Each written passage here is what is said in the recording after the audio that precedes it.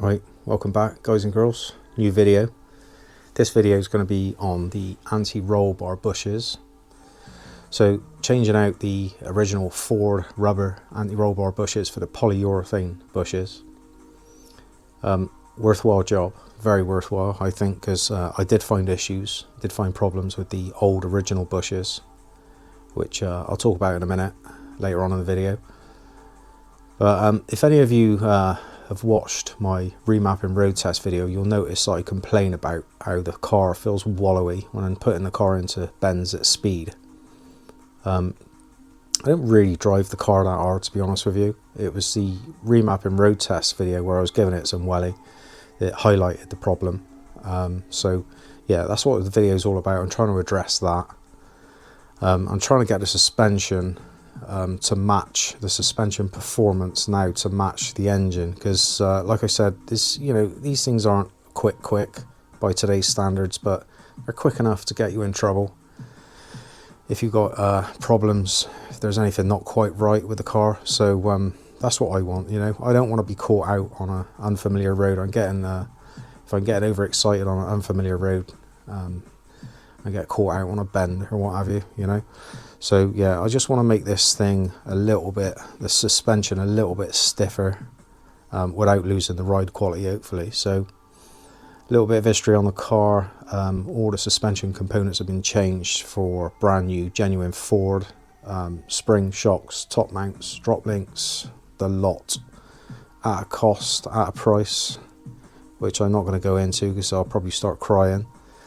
But yeah, about the only things that haven't been changed now are the front wishbones and the anti-roll bar bushes, which is what I'm talking about now. So yeah, change all those out. So I've actually done the job. This is afterwards because I'm so organised.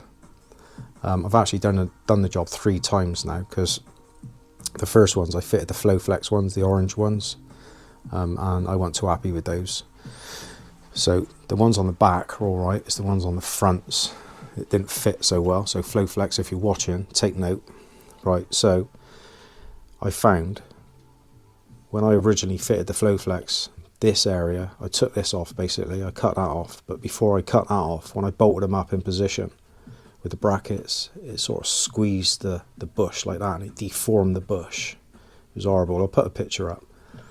So took them off again, cut this 5mm off with a slitting disc, put them back on. So I cut them to match the original Ford bushes, the dimensions, look.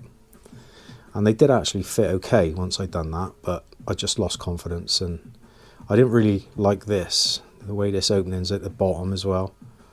As you can see, the one on the Ford and the Powerflex are on the side there, so didn't really like that. I put a post on one of the groups as well, and they were all giving me a bit of stick about being a cheapskate. So yeah, I bit a bullet and went for the Powerflex ones. And yeah, Powerflex are definitely a lot better, definitely superior quality, so I'd advise that. And it is the front ones that's going to cause you the headaches. It's definitely going to cause you the headaches. The back ones aren't too bad. The back ones are quite easy, apart from, wait for it, these bolts. So they go through there, look, in the bracket. That bolts up into the subframe. It's quite a long thread. These threads get corroded, and it's like a square nut welded inside the subframe, and they shear off for a pastime. I read so many posts, people trying to get these out and they shear off.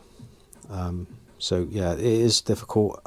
What I did, and probably not a lot of people are going to want to do this, but I took the frame off the car, and when you do that, you can get a wire bolt brush inside the frame and manage to clean these threads up.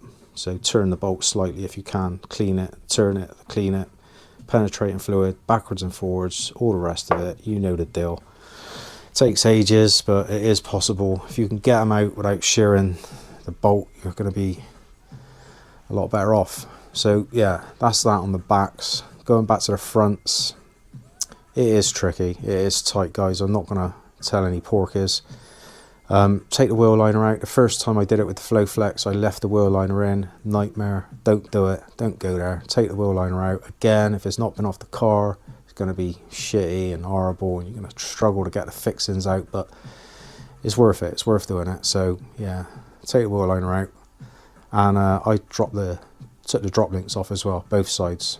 So car up in the air, both sides, on stands, wheels off, wheel liners out, and drop links off, both sides, all of that, both sides. And then once you start undoing the anti-roll bar bush brackets, undoing the bolts, that'll give you a lot more room, that'll give you a lot more movement on the anti-roll bar and the brackets, for getting the brackets off, and the bushes as well, to be fair. But yeah, that's what I suggest. There are a couple of things as well, like tools to use. I'll show you that as the video goes on, but a lot of people talk about dropping the subframe as well, which, you know, I don't know if it would really help you out, but I didn't want to drop the subframe on this because I've just had the Hunter wheel alignment done, the laser wheel alignment, so didn't really want to start messing with the subframe. And I don't think you'll gain an awful lot by doing that, to be honest, because the steering rack, which is your problem, the steering rack gaiter is very close to the front ARB bracket, and the bolt, the front bolt. And like I say, I'll explain it later on in the video. It'd be a lot easier if I just show you.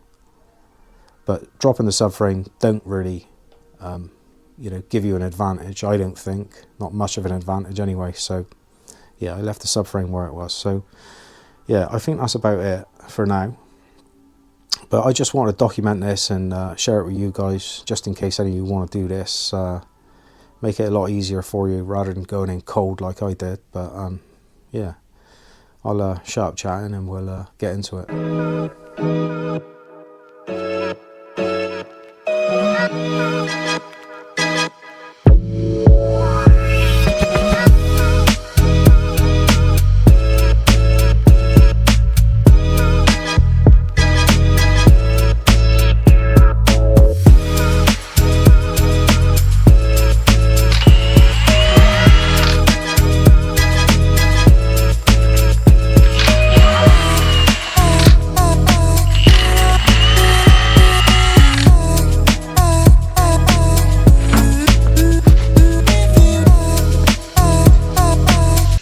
So as you can see, I've got the car jacked up, wheel off.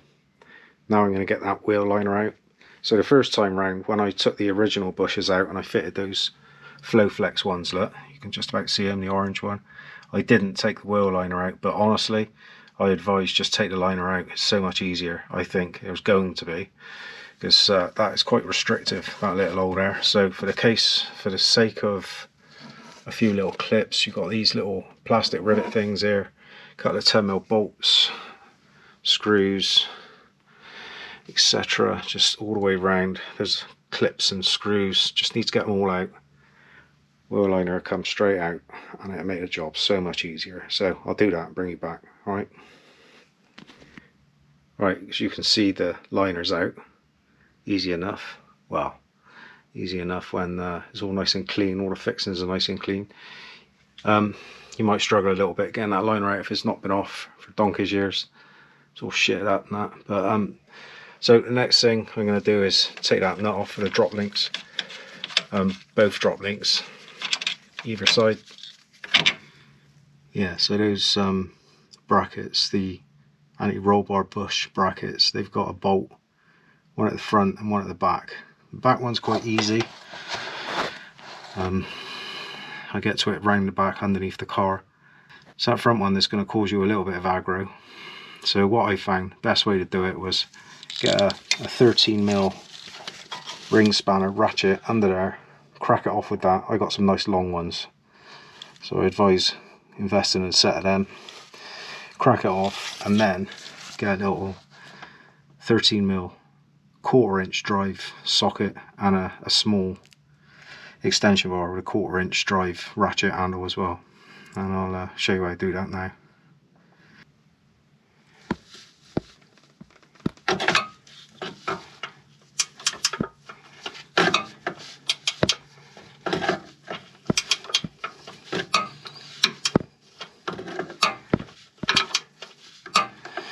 Right, now I've got that cracked off, I've got my 1/4" ratchet on it. So don't know if you can see, but when you start winding that bolt out, it pushes the spanner up into that steering rack gaiter. So that is my main concern. As that bolt comes out, you don't damage that gaiter. So that's why I'm saying use the 1/4 inch drive ratchet, socket, extension bar, small as you can. Right, don't know if you can see, that's what you're up against. I've got my little 1/4 inch ratchet on that, but as you can see, it's right up against that steering rack gaiter. So that steering rack gaiter is constantly trying to push the ratchet, the extension bar and the socket off the bolt head. So not only do you run the risk of rounding that bolt head off, you also run the risk of damaging that gaiter. So as you saw, I've cracked it off earlier with the 13mm flexi ratchet spanner underneath. Once you've got it loose, just spray it down, just spray the fuck out of it with WD-40. And also I sprayed the steering rack gaiter as well, so when that extension bar rubs on the side of that gaiter, hopefully I'm not going to cause any damage. But yeah, got to get my hand in there now, get that undone if I can. But like I said, that gaiter is constantly trying to push the ratchet off the bolt head. So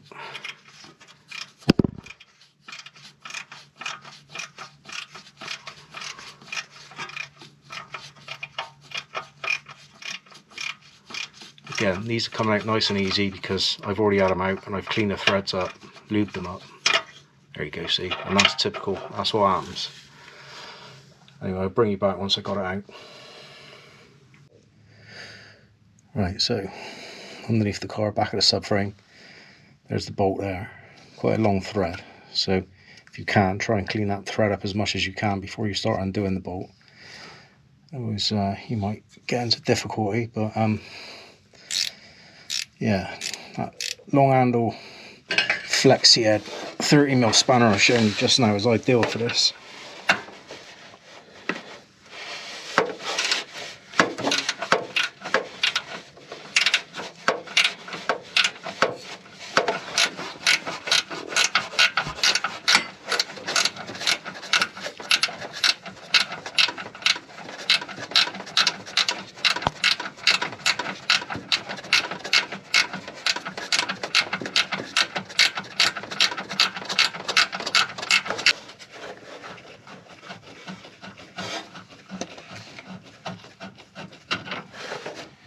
And that's about one out.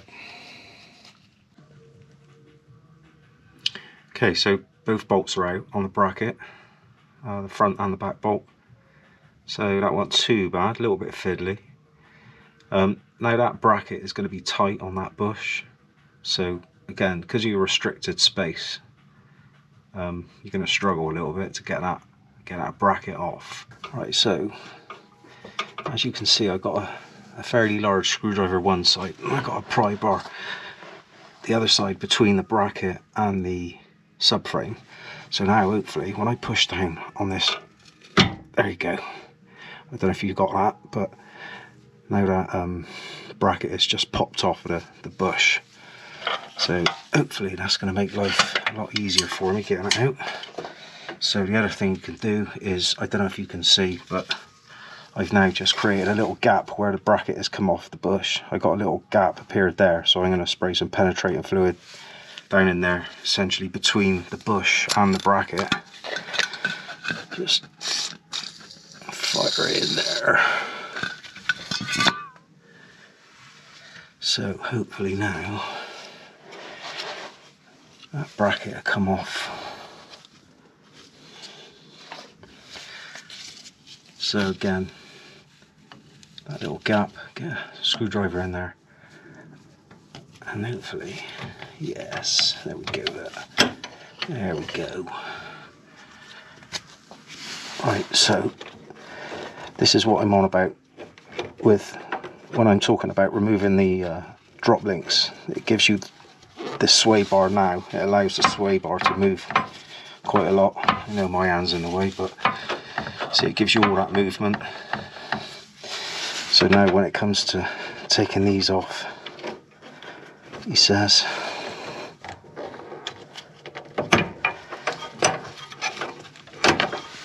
right, that's the bracket out. So now the bush should be pretty straightforward. You can actually slide that towards you. There, it's off. Right, okay. Just got the other side to do now. So these are the Powerflex ones. Nice and tight. There's no movement in that whatsoever. Same with that, to be fair. The Flowflex, there's no movement. This, on the other hand, which is the original bush from the driver's side, I've got all that going on. I know it's not bolted on, but even when I squeeze the bracket, even when I squeeze that bush, I still got a lot of movement there. So I think that was my problem. The passenger side was okay. It was just this driver's side, and I got a theory as to why this has happened.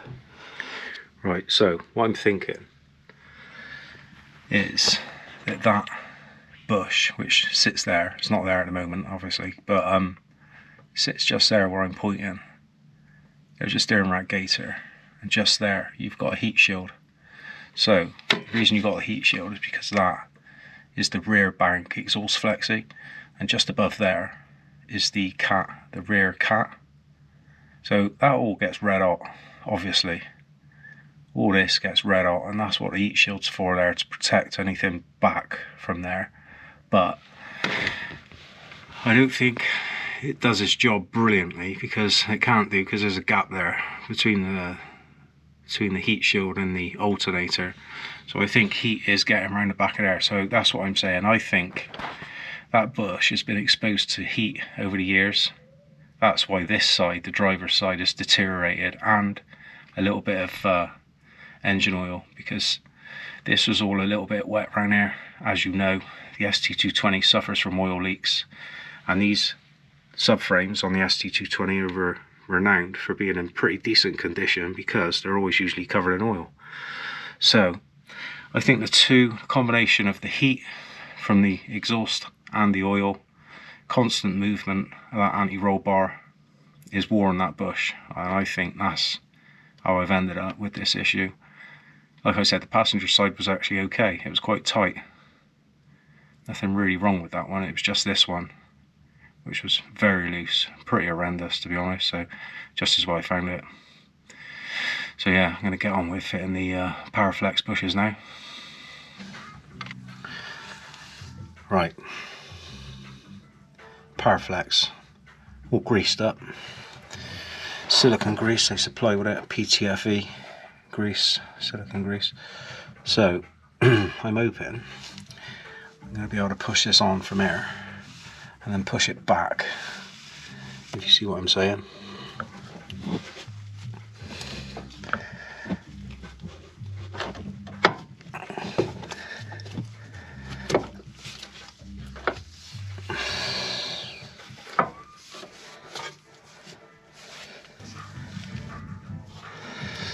Right, so that was easier said than done.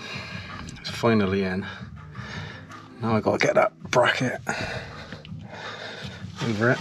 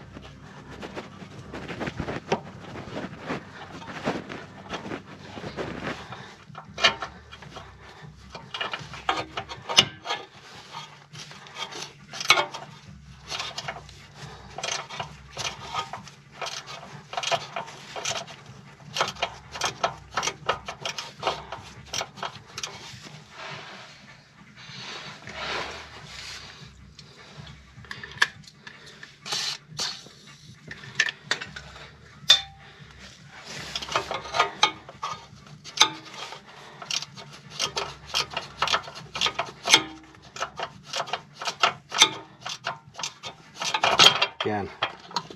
Yeah, and it slips off. Be prepared for a lot of that. Right. So what I was going to say was, again, a lot of penetrating fluid on the whole tool, the extension bar and the socket, because as you can see, that socket is stuffed right into that steering rack gaiter. So as it's spinning, I don't want to be damaging that gaiter.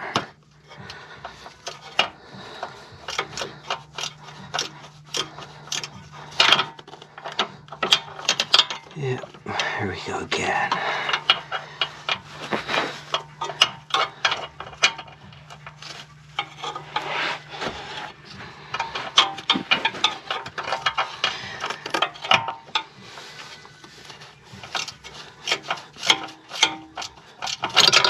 Oh my God.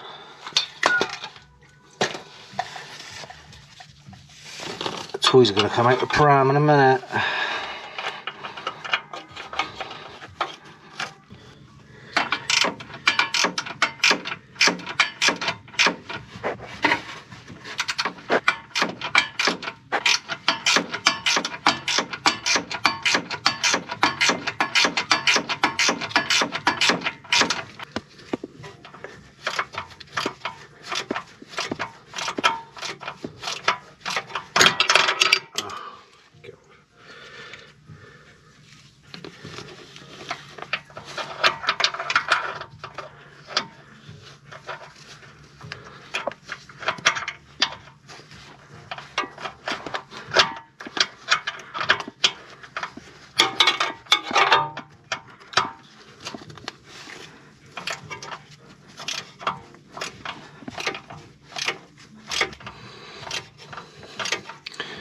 So as soon as that bolt's low enough, I think it's low enough, I've got it wound in low enough, I'm going to get the 30mm ratchet spanner on it underneath the gaiter.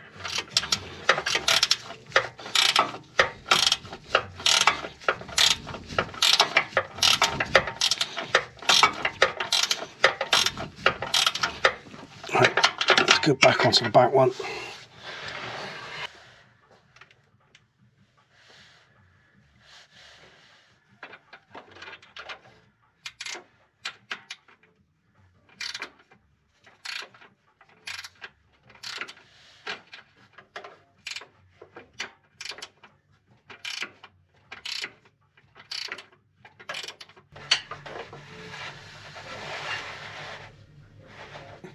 Click.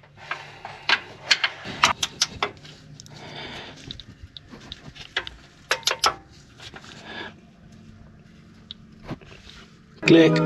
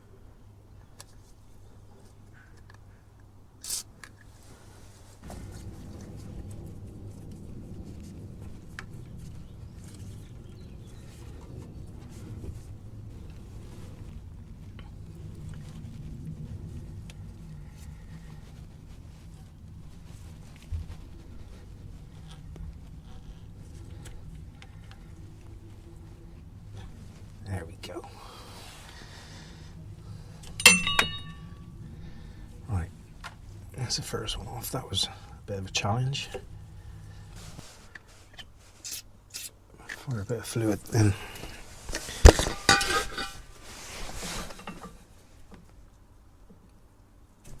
There we go. Off. So these bushes have got a split in the sidelet. They open up that way, and that faces the bolt. So if you stick that on the bar that way, like that, happy days, and then get your bracket on. Right, so I've got the brackets hooked into the frame, both sides, and I'm just getting these bolts in loosely. Just start doing it by hand. Again, same principle as the front. Get everything in loosely, and just gently wind the bolts in evenly before you start wanging any too tight on either side. But yeah, they're going in quite nice. Right, so that's both clamps on, both sides. I'm going to torque it up now. Some real clicks this time. It's just 25 Newton meters. These brackets to the cross member, so it's not tight.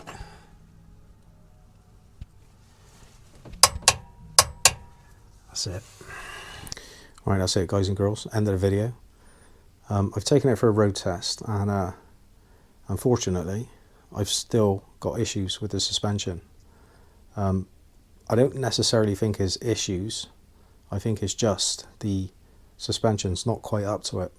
I just don't think the suspension matches the performance and the power of the engine. So I think this thing is far too capable of getting up to some decent speeds and putting you into a corner at decent speeds and not really being up to it, if you see what I'm saying. So it's something I'm going to address going forward in the future. I think I know what it is, but if you've got any ideas, let me know, stick it in the comments. But yeah, I'm quite glad I did the ARB bushes anyway, because that front driver side was worn. I'm quite glad I got the Powerflex polyurethane on there, because they'd be a little bit more robust, I think, than the rubber ones. They stand the test of time a little bit. So the issues on the front there that I talked about earlier, the heat and the oil, because yeah, I have got oil leaks on my ST220. You wouldn't believe it, would you? Yeah. Anyway, yeah. So yeah, like I said, drop it in the comments if you've got any ideas what the issue could be. Like I said, I think I know, but yeah, let me know. Hope you enjoyed the video. Hope it is useful to somebody, and I'll see you on the next one. All right, cheers.